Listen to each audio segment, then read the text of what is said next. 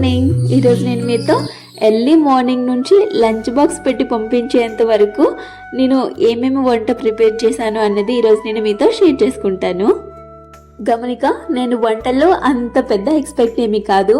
అలా అని కిచెన్ రూమ్లో ఎక్కువ టైం స్పెండ్ చేసి ఎక్కువ టేస్ట్ తెప్పించి వండే అంత ఓపిక కూడా నాకు ఉండదు.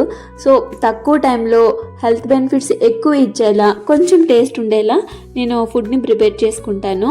సో ఈరోజు నేను టిఫిన్ ఏం చేస్తున్నానో మీతో షేర్ చేసుకుంటున్నాను. ఇప్పుడు నేను ప్రిపేర్ చేసేది దోశలోకి రైస్కి బదులు నేను గోధుమ రవ్వ ఉంటుంది కదా, సన్నంగా ఉండే బొంబాయి రవ్వ కాకుండా కొంచెం దొడ్డుగా ఉండే గోధుమ రవ్వని నేను ఉపయోగిస్తాను.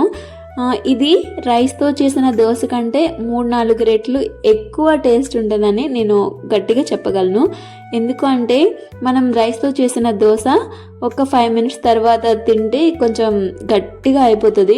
గోధుమ రవ్వతో రైస్కి బదులు గోధుమ రవ్వ ఉపయోగించి చేస్తే కనుక చాలా సాఫ్ట్గా టేస్ట్ అయితే అద్భుతంగా ఉంటుంది. నిజంగా ట్రస్ట్ మీ, బాగోపోతే నేనే బాగోదని చెప్పేస్తాను. కొంతమంది రైస్కి బదులు గోధుమ రవ్వని ఉపయోగించడం వల్ల ఖర్చు ఎక్కువ అయిపోతుందేమో అని చెప్పి భయపడతారు. అలా ఏముండదు. ఒకసారి సూపర్ మార్కెట్కి వెళ్ళి ప్రైస్ కూడా మీరు చెక్ చేయొచ్చు. రెండు సేమ్ ఉంటాయి. దాని బదులు రైస్కి బదులు గోధుమ రవ్వని చక్కగా ఉపయోగించుకోవచ్చు. నా సైడ్ నుంచి సజెషన్ అయితే మాత్రం రైస్కి బదులు గోధుమ రవ్వను ఉపయోగించుకోవడం చాలా మంచిది పిల్లలకి పెట్టడం. మనం ఆఫ్టర్నూన్ టైంలో రైస్ పెట్టేసి మార్నింగ్ టైంలో రైస్తో చేసిన దోశ పెడితే పిల్లలకి ఎదగడానికి, వాళ్ళ గ్రోత్కి మనం మంచి ఎనర్జీ ఇచ్చే వాళ్ళం అవ్వము. సో మీరు దోశ చేసేటప్పుడు ఈ విధంగా ట్రై చేయండి. అందులో మెంతులు ఇంకా అటుకులు ఉంటాయి కదా, పోహ ఉంటుంది కదా, అది కూడా యాడ్ చేయడానికి ట్రై చేయండి. ఈరోజు అయితే నా దగ్గర పోహ లేకపోవడం వల్ల దోశల్లోకి నేను యాడ్ చేయలేకపోయాను. మెంతులను అయితే మాత్రం తప్పకుండా దోశ బ్యాటర్ ప్రిపేర్ చేసి ఇంకా సైడ్కి పెట్టేశాను.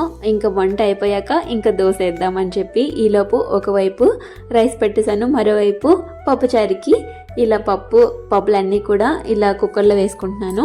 నేను పప్పుచారు చేసేటప్పుడు కందిపప్పు, పెసరపప్పు ఇంకా శనగపప్పును కూడా కొత్తగా యాడ్ చేయడం స్టార్ట్ చేశాను. టేస్ట్ అయితే చాలా బాగుంటుంది.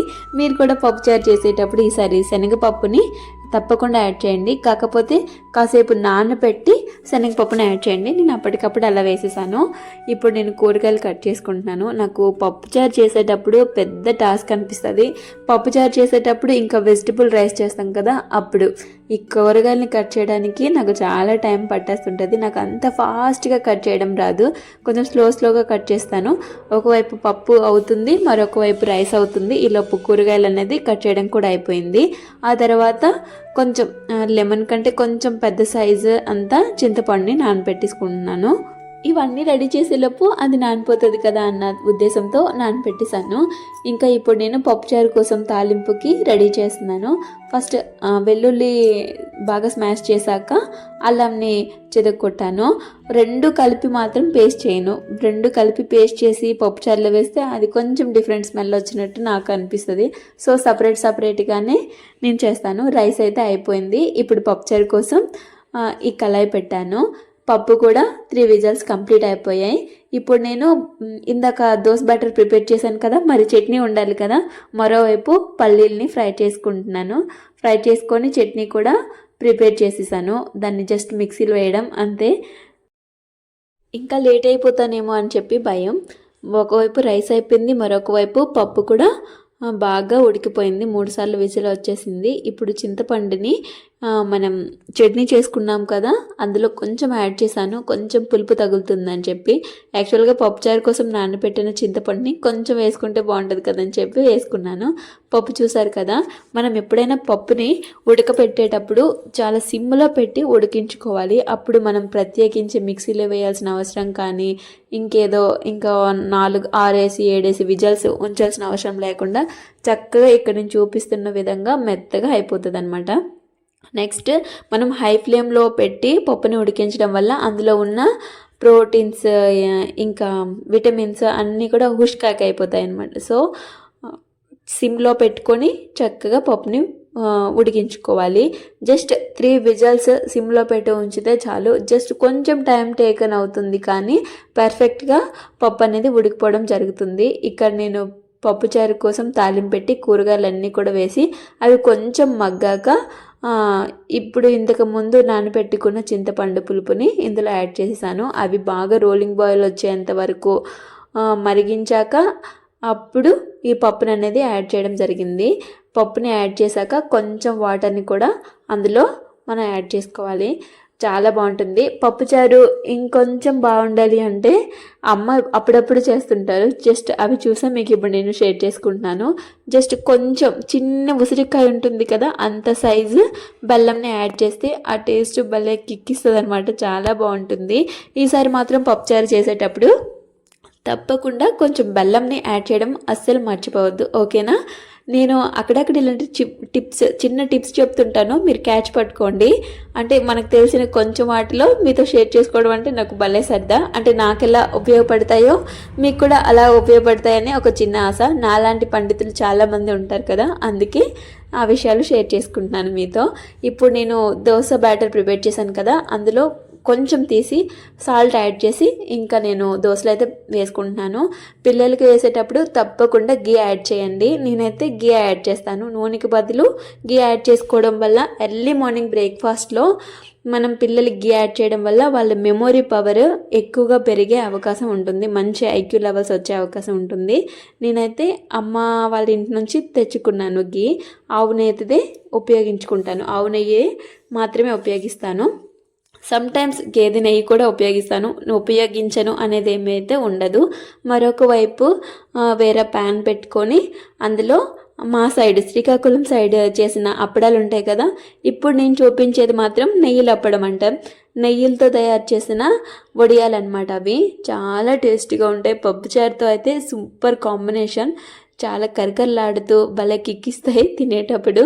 నాకు లైఫ్లో ఏదైనా ఒక్క ఫుడ్ ఐటెం సెలెక్ట్ చేసుకోమ్మా అంటే చికెన్ బిర్యానీ అవేవో నేను సెలెక్ట్ చేసుకుంటానంటే మీరు పప్పులో కాలేసినట్టే. నేను చక్కగా సాంబారు ఇంకా మా సైడ్ చేసిన నెయ్యి వడియం అంటాం కదా, నెయ్యి అప్పడం, అది సెలెక్ట్ చేసుకుంటాను. ఇప్పుడు నేను మీకు చూపించేది మినపప్పడం.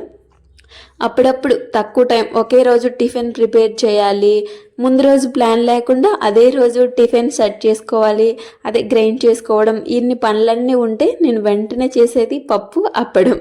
అదైతే కొంచెం టేస్టీగా ఉంటుంది, తినేస్తారని చెప్పి అదే ప్రిఫర్ చేస్తాను. ఇప్పుడు లంచ్ బాక్స్ని ప్రిపేర్ చేస్తున్నాను కాదు, సెట్ చేస్తున్నాను. లంచ్ బాక్స్లోకి అన్ని ఫుడ్ ఐటమ్స్ అన్నీ కూడా వేసేస్తున్నాను, వండేవన్నీ కూడా. టిఫిన్ ప్రిపేర్ చేసేసాక లంచ్ బాక్స్ ఇలా చక్కగా ప్యాక్ చేసి ఇచ్చేసాక నా ఫీలింగ్ అయితే అమ్మయ్య పెద్ద పనులు అయిపోయి అనిపిస్తుంది. కానీ ఒక రకంగా నేను అంత ప్రెజర్లా ఏమీ ఫీల్ అవ్వను.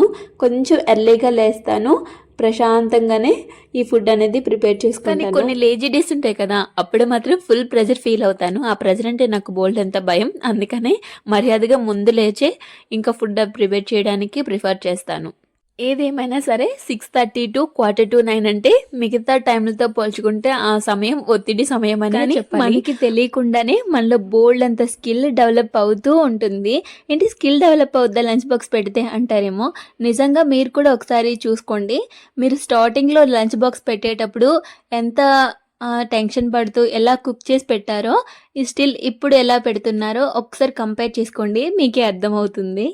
ఇంకా మెయిన్ స్కిల్ ఏంటంటే మనకి ఎర్లీ మార్నింగ్ అనేసరికి నాలాంటి చిన్నపిల్లలు ఉన్న మదర్స్ అయితే ఇంకా ఫేస్ చేయాల్సి ఉంటుంది. ఒక్కొక్కరు ఒక్కొక్క వైపు నుంచి పిలుస్తూ ఉంటారు, మల్టీ టాస్క్ని కంప్లీట్ చేయాల్సి ఉంటుంది. ఆ టైంలో అంటే మనలో మల్టీ టాస్క్ని ఒకే టైంలో ఫేస్ చేయగలం, ఎదుర్కోగలగ ఎనర్జీ, ఎలా చెప్పాలో నాకు క్లియర్గా అర్థం కావట్లేదు, ఎదుర్కొనగలగ ఎనర్జీ మనకి వచ్చేస్తుంది అనమాట.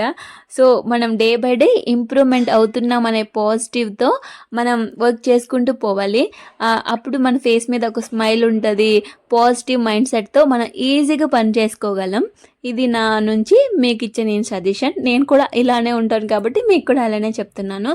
వాళ్ళకి లంచ్ బాక్స్ ఇచ్చేసాక వాళ్ళు వెళ్ళిపోయాక ఇంకా నేను ప్రశాంతంగా టిఫిన్ ప్రిపేర్ చేసుకుంటున్నాను. రెగ్యులర్గా వేసుకునే అంటే రైస్తో వేసుకునే దోశల కంటే గోధుమ నూకనే ఉపయోగించి ఈ విధంగా దోశలు చేసుకోండి. ఎంత ఎమ్మిగా ఉంటాయో మీకు తెలుస్తుంది. ఒక్కసారి ట్రై చేసి మీకు ఎలా అనిపించిందో కామెంట్ బాక్స్లో నాతో షేర్ చేసుకోండి. దాన్ని నేను చాలా హ్యాపీగా ఫీల్ అవుతాను. ఒక్క మాటలో చెప్పాలంటే తక్కువ బడ్జెట్లో పర్ఫెక్ట్ దోశ అనమాట ఇది. తప్పకుండా ట్రై చేయండి. మార్నింగ్ కదా, మధ్యాహ్నం ఖాళీగా ఉండేటప్పుడు వదిన నేను కార్తీక మాసానికి నెల మొత్తానికి సరిపడేటట్టు ఒకేసారి పిండి దీపాలని తయారు చేసేసాము. అది ఎలా తయారు చేసామన్నది ఆ టిప్స్ అన్నీ కూడా నెక్స్ట్ వీడియోలో మీతో షేర్ చేసుకుంటాను. అంతవరకు కూడా bye, have a good day.